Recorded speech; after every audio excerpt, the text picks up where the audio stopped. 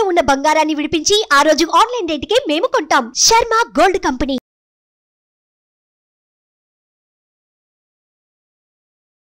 నమస్తే, welcome to Suman TV. నేను మీ యామ్ని.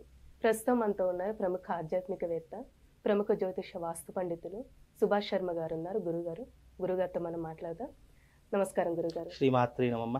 గురుగారు, ఇప్పుడు మహాశివరాత్రి రోజు అంటే ఎలాంటి నియమాలు పాటించాలి? అలానే జాగారం అలా చేస్తూ ఉంటారు కదండి, అసలు ఏం చేయాలి ఆ రోజు? తప్పకుండా తెలియజేస్తానమ్మ. ముందుగా ప్రేక్షకులందరికీ శ్రీమాత్రి నమ, శ్రీ గురుభ్యో నమ. నమో దేవ్యై మహాదేవ్యై శివాయై సతతం నమ. నమ ప్రకృత్యై భద్రాయై నిహతాం ప్రణతాస్మిత. ప్రధానంగా మహాశివరాత్రి రోజు 3 నియమాలను పాటించాలని చెప్పేసి మనకు సనాతన ధర్మం తెలియజేసింది. ఆ రోజు తప్పకుండా 3 ధర్మాలను పాటించాలి.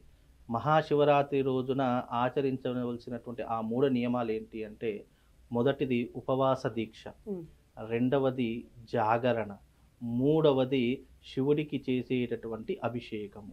ఈ 3 కూడా ప్రధానమైనటువంటి నియమాలు. ఎందుకు అనంటే గనక, మనము శివరాత్రి రోజున అన్నపానీయాలు ముట్టుకున్నట్టయితే పురుగులు తిన్నట్టుగా భావన చేస్తారట. అంటే మనిషి జీవితంలో శివరాత్రి రోజున అలాగే ముక్కోటి ఏకాదశి రోజున ఈ 2 రోజుల్లో కూడా అన్నపానీయాలు ముట్టుకోకూడదు. ఆ రోజున కేవలం సాత్వికమైనటువంటి పాలు పండ్లు అలాంటి ఆహార పదార్థాలే తినాలి తప్ప అన్నపానీయాలు ముట్టుకోకూడదు అని చెప్పేసి మనకు సనాతన ధర్మము తప్పకుండా ఏర్పరిచినటువంటి ఒక నియమము. అయితే ఈ నియమాలను మహాశివరాత్రి రోజున తప్పకుండా ఎవ్వరైనా సరే, ఎలాంటి వారైనా సరే ఆచరించాలి అని చెప్పడం జరిగింది. అయితే ఈ 3 ఎందుకు చెప్పింది అనే అంశాలు కూడా చాలామందికి తెలియదు. అయితే ఉపవాస దీక్ష, ఉపవాసము అనేటటువంటిది మనిషి యొక్క నిగ్రహాన్ని పెంచేటటువంటిది, రోగ నిరోధక శక్తులను కూడా పెంచేటటువంటిది. అంటే ఇటు సైంటిఫిక్గా కూడా, ఇటు సనాతన ధర్మం కూడా తీసుకుంటే అన్నీ కూడా సైంటిఫిక్ రీజన్స్ అన్నీ మన సనాతన ధర్మంతోనే ముడిపడి ఉన్నాయి. అవి వేరే ఇవి వేరే అని కాదు. అలా ఉపవాస దీక్ష చేయడం వల్ల శివుని మీద ఏకాగ్రత పెరుగుతుంది, భక్తి అనేటటువంటి మనకు పెరుగుతుంది.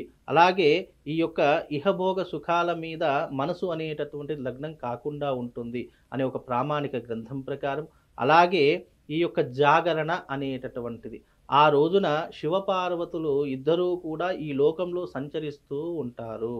ఈ లోకంలో శివపార్వతులు భూమి మీదకి అడుగుపెట్టేటటువంటి అద్భుతమైనటువంటి వేళా విశేషము. ఆ శివపార్వతులు ఎప్పుడూ కూడా భక్తుల మీద ఒక దృష్టిని వహించాలి అంటే అది మహాశివరాత్రి రోజునే సాధ్యపడుతుంది. అందుకే ఆకాశంలో తారామండలం ఏర్పడుతుంది. ఆ రోజున ఆకాశంలో చూస్తే ఎన్నో రకాలైనటువంటి వింతలు కూడా మనకు మహాశివరాత్రి రోజున ఏర్పడతాయి. కావాలంటే ఎవరైనా చూడండి, ఆ రోజున అద్భుతమైనటువంటి ఒక రూపము మనకు ఆకాశంలో కనిపిస్తూ ఉంటుంది. ఆ అద్భుతాన్ని దర్శించాలంటే మహాశివరాత్రి రోజున దర్శించండి. తారామండలము, అలాగే ఈ గ్రహమండలము, అలాగే ఈ భూగోళంలో ఉన్న ఖగోళాలు అన్నీ కూడా ఆ రోజున ఆకాశంలో మనకు కనిపించే చాలా అరుదైనటువంటి రోజు మహాశివరాత్రి. అలాగే ఈ యొక్క ఉపవాస దీక్ష, జాగరణ ఎందుకు చేయాలంటే, ఆ రోజున మనం నిద్రపోకుండా శివధ్యానంలో ఉండాలి. శివుడి యొక్క నామస్మరణతో ఆ రోజంతా గడపాలి. ఎందుకంటే సంవత్సరకాలం పాటు ఎలాగో చెయ్యవు, నువ్వు శివుడి జోలికి వెళ్ళవు, శివాలయానికి వెళ్ళవు, కనీసం అభిషేకం చెయ్యవు, నమస్కారం చెయ్యవు. ఈ 3 కూడా చేయనటువంటి కాలము ఏదైనా ఉంది, అది కేవలం ఈ రోజులలో చేయకపోయినా ఆ భగవంతుడు అనేటటువంటి వాడు క్షమిస్తాడో లేదో కానీ ఈ శివరాత్రి రోజున చేయకపోతే మాత్రం అస్సలు క్షమించడు. కనుక మనిషిగా పుట్టినందుకు ఈ మానవ శరీరానికి జాగరణ శివరాత్రి రోజున ఆచరణ చేసుకోవాలి. అలాగే అభిషేకము దేనికోసము? ఈ యొక్క జన్మను వృద్ధి చేసుకోవడానికి. మనల్ని మనము సెల్ఫ్గా ఎప్పుడైతే ప్రొటెక్షన్ పొందుతామంటే, ఇలాంటి మహత్తరమైనటువంటి రోజులు వచ్చినప్పుడు ఎవరి కోసమో చేసేటటువంటిది కాదు, మన జీవితము మనం వృద్ధిలోకి తీసుకురావడానికి అభిషేకము, అర్చన, అలాగే హారతి, ఈ యొక్క పూజా నియమాలు ఇవన్నీ కూడా మనల్ని మనం వృద్ధి చేసుకోవడానికే తప్ప మనం చేస్తే ఎవరికో ఏదో వస్తుందని కాదు. ఇప్పుడు ఎలాగైతే, ఉదాహరణకు చిన్న విషయం చెప్తాను. ఇప్పుడు చాలా భారీగా వర్షం పడుతుంది. వర్షం పడుతున్నటువంటి కాలంలో వర్షాన్ని ఆపేటటువంటి శక్తి మన దగ్గర లేదు. కానీ వర్షం మన మీద పడకుండా ఒక గొడుగో, ఒక రెయిన్ కోటో ఎలాగైతే మనల్ని మనం సెల్ఫ్గా రక్షించుకుంటామో, అలాగే ఇలాంటి మహాశివరాత్రి రోజున మన జీవితాన్ని మనల్ని మనం వృద్ధి చేసుకోవడానికి, జీవితంలో అభివృద్ధి పొందడానికి ఈ అభిషేకాదులు కూడా అందుకే ఉపయోగపడతాయి. అలాగే ఈ మహాశివరాత్రి రోజున ఈ 3 నియమాలతో పాటు ఆ రోజున వీలైనంత వరకు సేవను చేసుకోవాలి.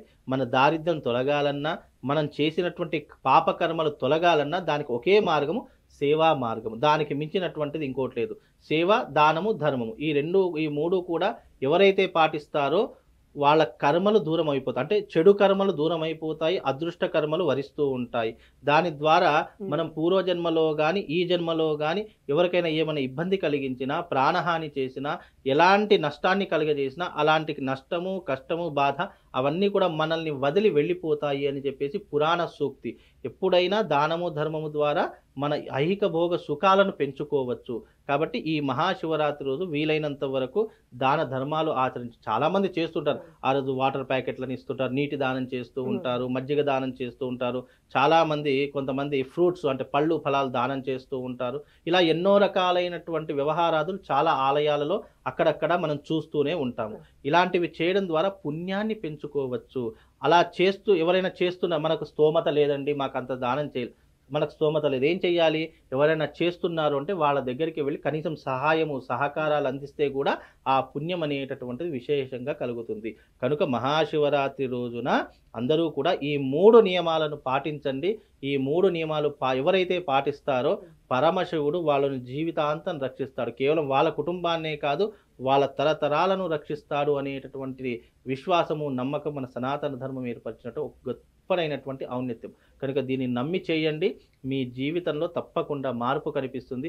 కష్టము, నష్టము, దుఃఖము, బాధ ఇవన్నీ రాకుండా ఆ పరమశివుడు ఎప్పుడూ కూడా మిమ్మల్ని రక్షిస్తాడమ్మా. గురుగారు, ఇప్పుడు ఆలయానికి వెళ్ళిన వాళ్ళు ఉంటారు కదండి, ఇప్పుడు ఇంట్లో కూర్చొని ఏదైనా ఒక మంత్రం అంటూ తప్పకుండా చదవాల్సింది అలాంటిది ఏమైనా ఉంటుందమ్మా. ఇప్పుడు శివుడికి సంబంధించినటువంటి ఎన్నో శ్లోకాలు ఉన్నాయి, మంత్రాలు ఉన్నాయి.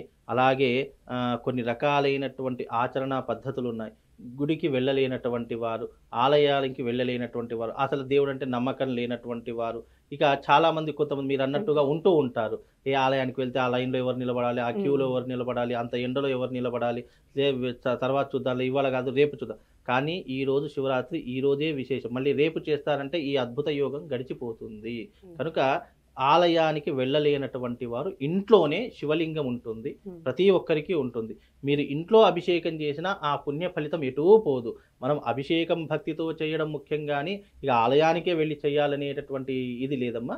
మనకు వీలుంటే ఇంట్లోనే కూర్చుండి ఒక శివలింగాన్ని ఏర్పరచుకొని చక్కగా దానికే పంచామృతంతో అభిషేకం చేసి నమస్కారం చేసుకున్న ఆ పుణ్యం కలుగుతుంది. లేదండి ఇవన్నీ నాతో కావు, అభిషేకం కాదు, ఏం కాదు, శివుని నేను మనస్ఫూర్తిగా ధ్యానం చేసుకోండి. పంచాక్షరి మంత్రంతో ఓం నమ శివాయ అనే పంచాక్షరి మంత్రంతో ధ్యానంలో కూర్చోండి. లేదా ఏదైనా మంత్రం చదువుకోవాలి అంటే శివుడు మృత్యుంజయ కారకుడు కాబట్టి ప్రతి మనిషి జీవితంలో అపమృత్యువులు వస్తాయి కాబట్టి అలాంటి దానికి త్రయంబకమిజామహే సుగంధిం పుష్టివర్ధనం ఉర్వార్ము కనిబంధనాన్ మృత్యోర్ముక్షే యమామృతాత్ ఇలా మృత్యుంజయ మంత్రం చదువుకున్నా కానీ ఆ పరమశివుడు చాలా సంతోషభరితుడవుతాడు. ఇలా ఇంట్లో చేసుకునేటటువంటి వారు చేసుకోండి. అలాగే ఎవరైనా గోత్రనామాలతో చేసుకోవాలి, స్పెషల్గా చేసుకోవాలి అని అనుకుంటే ప్రత్యేకంగా ఆలయంలో చెరుకు రసంతో అభిషేకం చేయిస్తాం కాబట్టి ఎవరైనా ఈ చెరుకు రసంలో అభిషేకంలో పాల్గొనాలంటే మాకు సంప్రదించండి. తప్పకుండా వాళ్ళ పేరు మీదుగా, గోత్రనామాల పేరు మీదుగా చేసి వాళ్ళకు ప్రసాదం అనేటటువంటిది పంపిస్తామమ్మా.